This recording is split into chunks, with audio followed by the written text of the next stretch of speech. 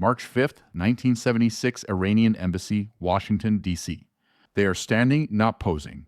Four figures, shoulder to shoulder, caught in the golden blur of a chandeliered evening. This photograph, taken at the height of Washington's pre-revolutionary social season, is more than a portrait. It is a tableau of a vanishing moment before power hardened, before grace faded, before the lights of Zahidi's embassy went dark for good. On the far left stands Countess Garnett Stackelberg, the Grand Dame and unofficial editor-in-chief of Washington Society.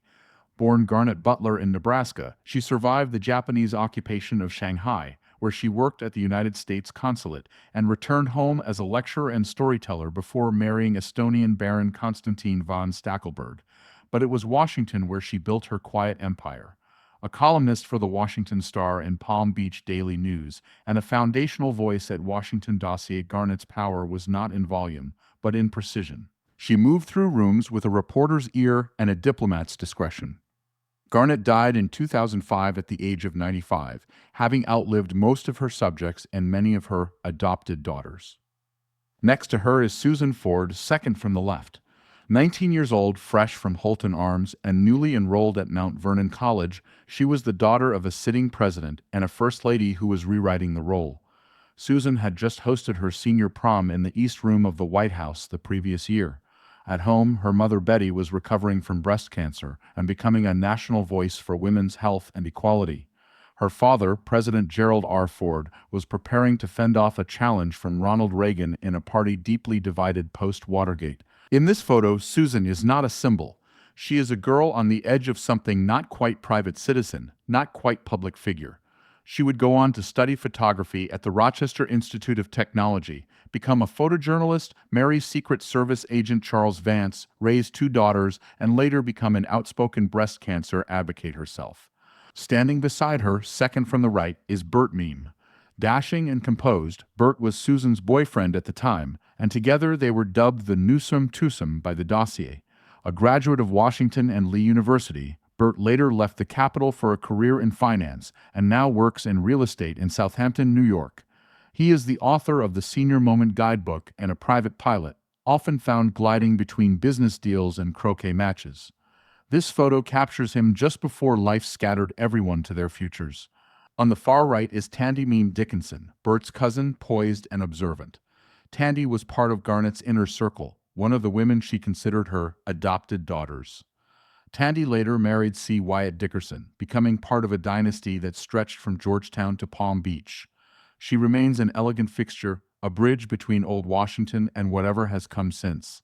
Her presence in the photo is quiet, but essential, a reminder that legacy is often written in who stands just off-center. This photograph also conjures those not visible but no less present. Garnett Stackelberg had what she referred to as her adopted daughters and chosen sisters. Among them, Janet Donovan, the chronicler who would go on to become a force in Washington media, capturing the whispers of power with a wink. Aniko Gal, a Hungarian-born beauty known for her grace, diplomacy, and insight into the layered codes of international society. Trudy Davis, magnetic and sharp, who died far too young, remembered for lighting up rooms and shaping the rhythm of events. Imelda Dixon, elegant and deeply connected, who lived gracefully between the salons of D.C. and the calm of private life.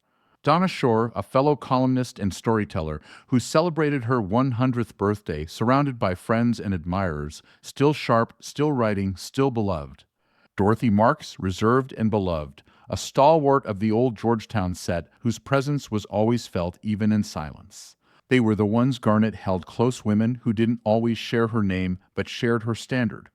The ones she taught when to arrive, how to speak, and when to disappear. This was 1976. Ford versus Reagan was already simmering. Betty Ford was telling the country about addiction, cancer, and women's rights. America was celebrating its bicentennial, but also still reeling from Nixon. The Shah's Iran still had its place in the diplomatic pecking order, and Ardashir Zahidi's embassy was still the brightest salon in the capital, a swirl of caviar, power, and possibility. But change was coming. Just 3 years later, in early 1979, the Iranian Revolution would sweep the Shah from power and exile Zahedi from diplomatic life. His glamorous embassy would be shuttered. The parties would end. And in the middle of that swirl, Garnett, Susan, Bert, and Tandy stood for just a moment, a quartet framed in light before everything changed. All eyes in that instant were on Susan Ford, but the power in the room was balanced elegantly between generations, bloodlines, and the quiet authority of women who had long since mastered how to own a room without raising their voice.